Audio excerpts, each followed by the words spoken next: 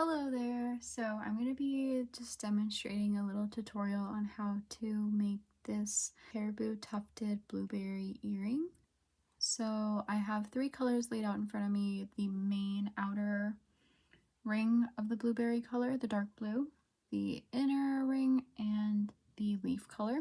I also have a couple of extra things like these pliers. I also have a spoon just to pick up the beads later, and a small pair of scissors. Here I have the sketched out blueberry design that I'll be following. That's done on a piece of leather and then a piece of beading foundation just to stabilize it. I also have another piece of leather that will be for the backing, as you can see here. I have some blue caribou dyed fur. For the earring hook, I'm using these kidney hooks and a wire guard. So to begin, I'm just going to start with that outer dark blue ring. I've already tied a knot at the bottom of my thread. I like to tie around 2 or 3 knots so that the thread doesn't go right through the beading foundation. So now that I've done that, I'm going to go from back to front, and I'm going to poke up along that line that I've drawn for the dark blue bead color. Now that I'm on that line, I'm going to start picking up beads. I personally pick up quite a few beads at a time, but it's totally up to you to decide how many you want to pick up. I recommend at least 4 or 5. So now I'm going to twist the thread around my finger as if I'm flossing, and I'm going to use my thumb to guide those beads in the direction that I want them to go. I'm going to use my other thumb to sort of hold them down as I go, so that the tension that I'm keeping with them will allow them to lay in that curved shape. If you pull the beads too tight before you stick them down, then they won't be able to keep that curve as well. Then I poke down all the way. After that, I'm going to poke back up right before the first bead that I placed.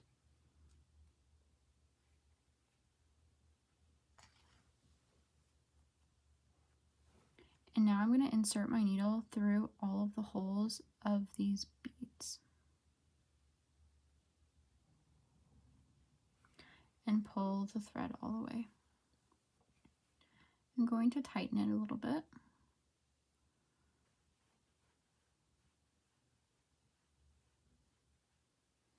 And now I'm going to continue that same pattern until I make my way all the way around the circle. Now that I've made my way completely around, I'm going to poke my needle down at just past the very last bead and pull the thread all the way through to the back. And now I'm going to begin the tacking down process. So I'll show you how to do it. I personally go every other bead, but as you can see, if I pull these, they're quite loose. The point of this step is to go in between every other bead and securely attach the beads by the thread that flows in between them to the foundation and the leather. This will keep your beadwork flat, it will keep it durable, and it will make it last a lot longer. So to do this step, I'm going to poke up 2 beads away from where I originally poked down on the outer edge of the beads. I like to poke from the outside of the circle inward because I find that if I do it the opposite, the beads tend to go every which way and they don't lay as uniform. So I'm using the curve of my left fingernail, and I'm going to use that to help keep the shape of the circle for the berry. So as you can see, my thread is on the outside. There's a thread in between the bead. I'm going to poke basically directly to the other side of that thread and pull it tight. And then I'll go 2 more over.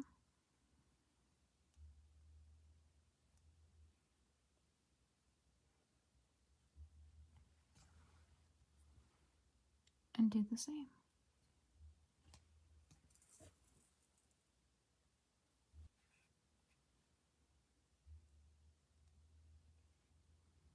Two more over.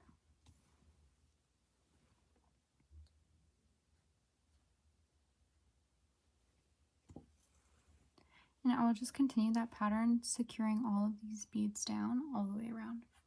Now that I've completely made my way around the circle, my beads shouldn't move. They're completely secured down, and if you flip it over, you can see all the threads of it being secured. Now I'm going to repeat this exact same process, but with the lighter blue beads on the inside of the circle.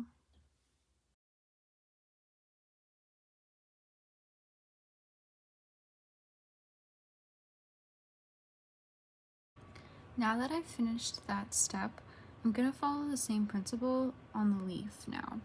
So I had to change my thread, so I tied it off on the back, and now I have a new thread.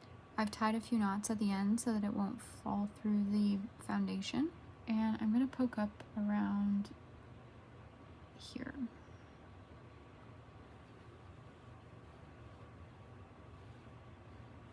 So I've picked up enough beads so that I can make my leaf to the point. I'm going to poke down just past the very last bead.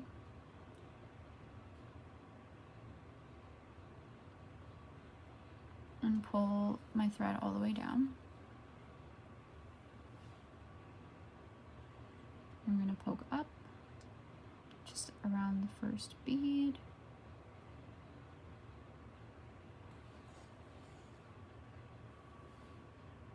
Go through all of the beads and tighten it. And then I'm going to poke down again.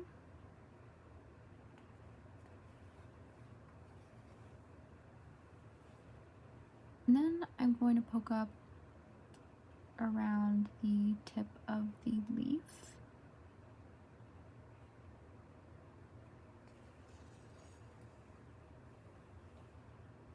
And I'm going to pick up more green beads. Now I have enough green beads to complete the leaf. I'm going to poke down.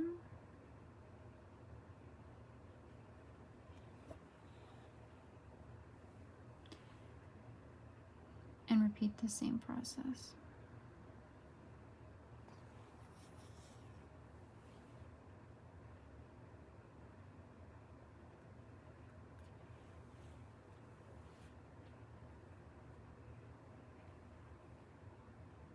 I'm going to poke down again. And now I'm going to tack down all those beads. Now that I've finished tacking down all those beads, I'm going to poke up around right here.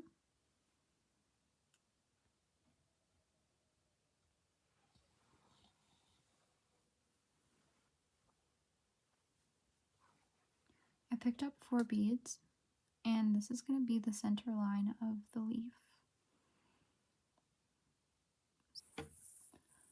So just repeat the same process as before.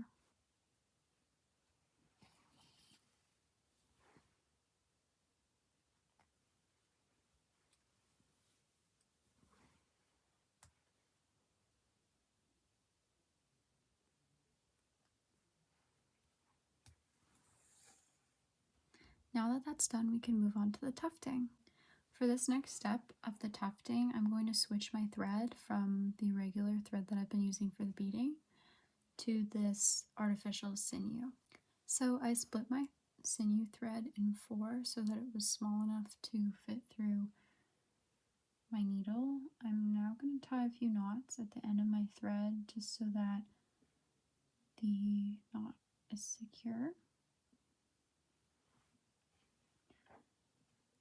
Now I'm going to poke up around here and then poke back around here to create a loop with my thread.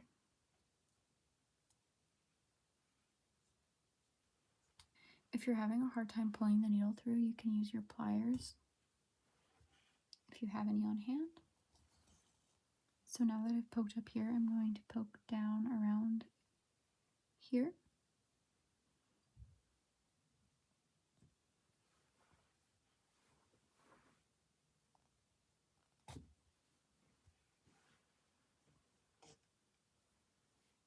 So it's created this loop. Don't pull your thread tight. You can set this aside for now, and we're going to cut the fur. So for this size of tuft that we're going to do here, I'm going to grab like a pinch full of fur in the grasp of my hand, like this. And I'm going to try and hold it so that the other fur is out of the way, and I'm going to take my scissors and cut the fur. Now with this in one hand, I'm going to try and get a better grasp on it. I'm basically just like pinching the fur with my hand. What I'm going to do is I'm going to fit it through this loop, and I'm going to pull the string really tight. Now once you've pulled the string tight, the fur is going to go from laying like flat like this to being pointed upwards. If you let the string go and you don't have that tension anymore, the fur will go flat again and it might fall out. What you want to do is, after pulling the string really tight, you want to secure the string with a knot to some of the other strings at the back. You want to do a couple knots, make sure that's really tight. The tighter the tension, the better. And yeah, if you don't get it the first time, that's okay, you can try again. But don't worry if you're having a hard time. I'll show you, and hopefully you can slow it down if you need, and hopefully it can help you.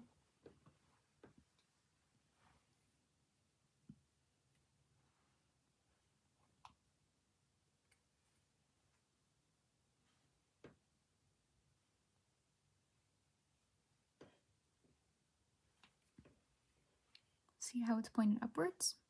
I'm pulling the string really tight. I'm going to use my other hand to sort of hold that string at the same tension that I'm holding it at.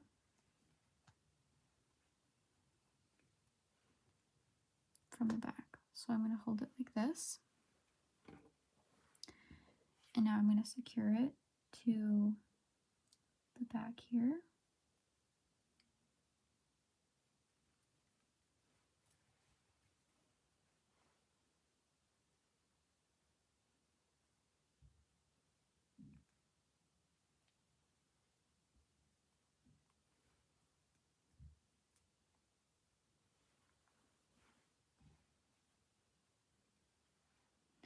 I'm going to tie it again just to make sure that it's secure.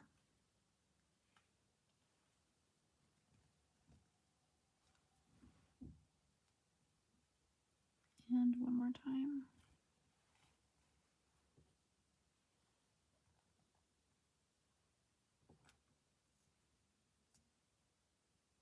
Now I can cut the thread, and we can begin trimming the fur. For this next step, I recommend you do this over a garbage can or an area that can easily be swept up. But for just the tutorial's purpose, I'm going to do it just onto my table. I want to cut the fur so that I can see all of those rounds of beads. So this is where you can kind of have fun with it. This is also where you can make some mistakes with it, but I like to use small scissors so that it's easier to maneuver. I just like to cut off the main like really big bits, and then as it gets smaller I get more precise with my cuts. So I'm going to start off first by just cutting off these really long pieces that are obviously in the way.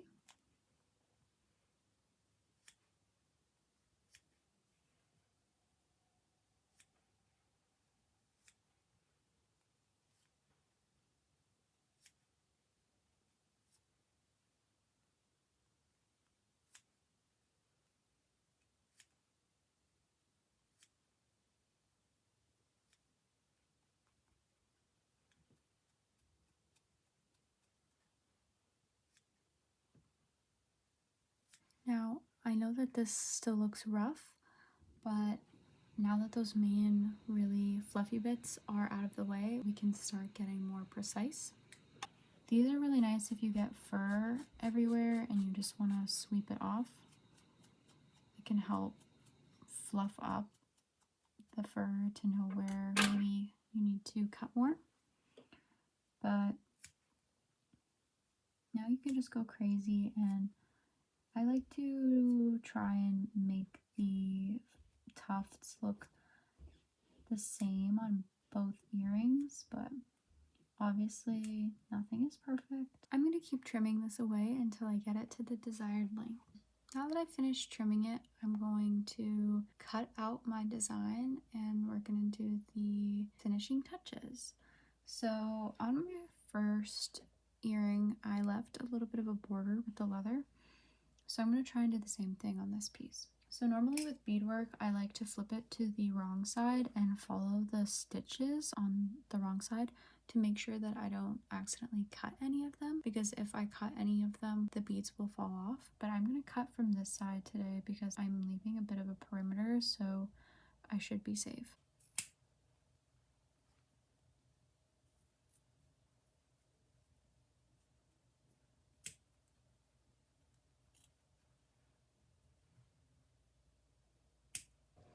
I'm just gonna fix this up a bit and make it more even, and I'll be right back. Now that I finished cutting it out, I'm going to take the other piece of leather that is for the backing, and I'm going to place it behind it, and I'm going to cut that out around as well. So to begin, I'm going to take my needle. I'm going to poke up through the top layer only, meaning I'm not picking up any of the leather from the back. I'm going to hide this tail of the thread behind the backing.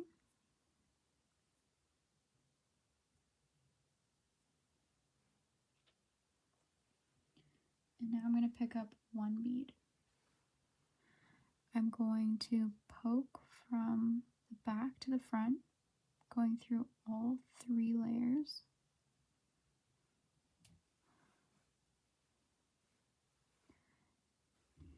I'm going to go up through the bead and pull it tight. Now it's laying flat. I'm going to keep doing this. So I'm taking one bead, poking around 1 millimeter away from the last, through all 3 layers.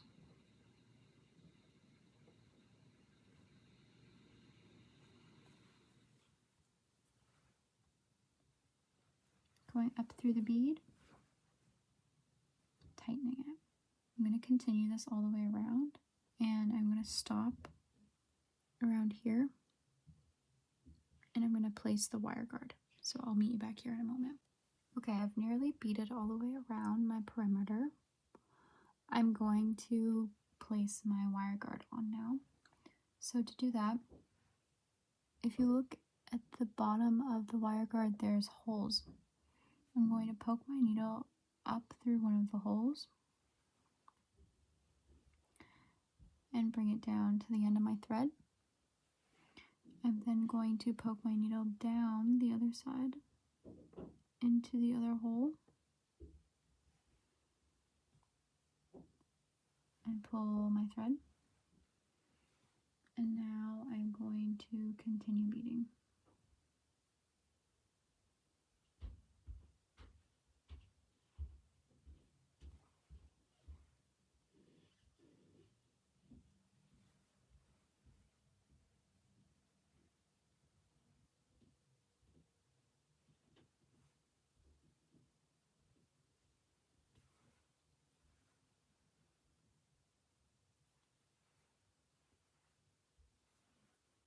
Now that I'm about 1 bead away from finishing, I'm going to pick up my last bead just as I normally would.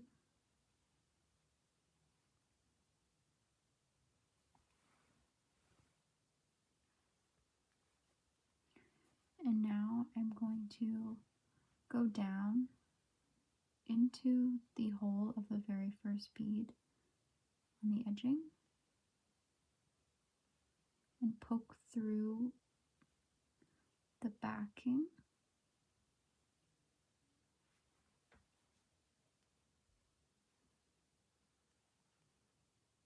so that my beads line up. I'm going to go up through another bead.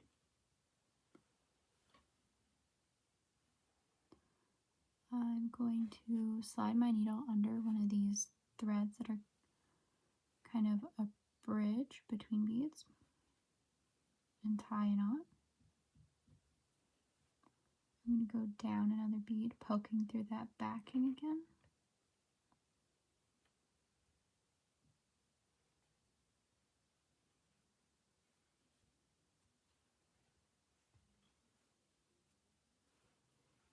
Now I'm going to cut my thread.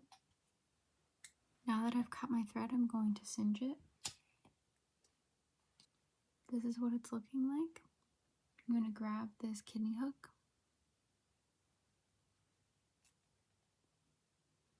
and I'm going to place it on the wire guard and my earring is done. If you have a different type of earring hook, like a shepherd hook, you would pry open the bottom jump ring, place it onto the wire guard, and then close it. Thank you for following this tutorial. I hope you enjoy your new earrings. Comment down below if you got here from one of my workshops. I hope you have an amazing day or night or whatever time it is for you. And limb limped for joining me.